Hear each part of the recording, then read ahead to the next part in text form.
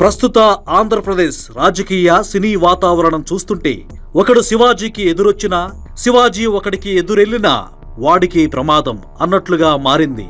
మహిళల వస్త్రాధరణపై శివాజీ చేసిన వ్యాఖ్యలను వక్రీకరించి ఆయనను టార్గెట్ చేయాలని చూసిన శక్తులకు ప్రజల నుంచి ఊహించని రీతిలో ఎదురు దెబ్బ తగులుతోంది. ముఖ్యంగా జగన్మోహన్ రెడ్డి ఆదేశాల మేరకు సినీ పరిశ్రమలో పెద్దగా చలామణి అవుతున్న ఒక వ్యక్తి నేతృత్వంలో శివాజీపై వ్యవస్థీకృత దాడి మొదలైందనే ప్రచారం జరుగుతోంది.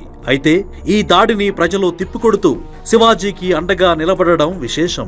ఈ వివాదంలో మెగా బ్రదర్ నాగబాబు శివాజీని విమర్శిస్తూ చేసిన ఒక వీడియోకు దాదాపు 40,000కు పైగా నెగిటివ్ రియాక్షన్లు రావడం రాజకీయ వర్గాలను విస్మయానికి గురిచేస్తోంది. గతంలో ఆపరేషన్ గరుడ వంటి అంశాలతో జగన్ తెర వెనుక రాజకీయాలను శివాజీ ఎండగట్టినప్పటి నుండి ఆయనపై కక్షగట్టిన వైకాపా శ్రేణులు ఇప్పుడు ఈ చిన్న వివాదాన్ని సాకుగా తీసుకుని ఆయనను ఒంటరిని చేయాలని చూస్తున్నాయి.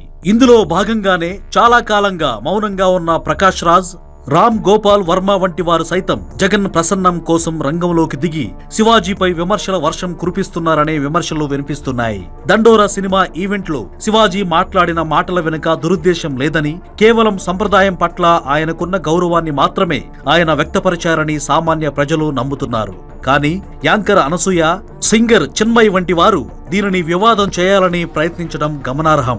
గతంలో రాజకీయంగా శివాజీని ఏమీ చేయలేకపోయిన వైకాపా అధిష్టానం ఇప్పుడు సినీ రంగంలోని తన అనుయాయులను ఉపయోగించి ఆయనపై ఒత్తిడి పెంచాలని చూస్తోంది.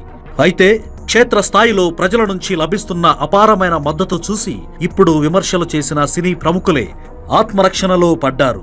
జగన్ ఒత్తిడి మేరకు మాట్లాడి అనవసరంగా ప్రజల్లో చెడ్డ పేరు తెచ్చుకుంటున్నామని వారు అంతర్గతంగా బాధపడుతున్నట్లు తెలుస్తోంది. రాజకీయ అధికారంతో ప్రజాభిప్రాయాన్ని అణిచివేయలేమని, ముఖ్యంగా వాస్తవాలు మాట్లాడే శివాజీ వంటి వారి విషయంలో అది సాధ్యం కాదని ఈ పరిణామాలు స్పష్టం చేస్తున్నాయి.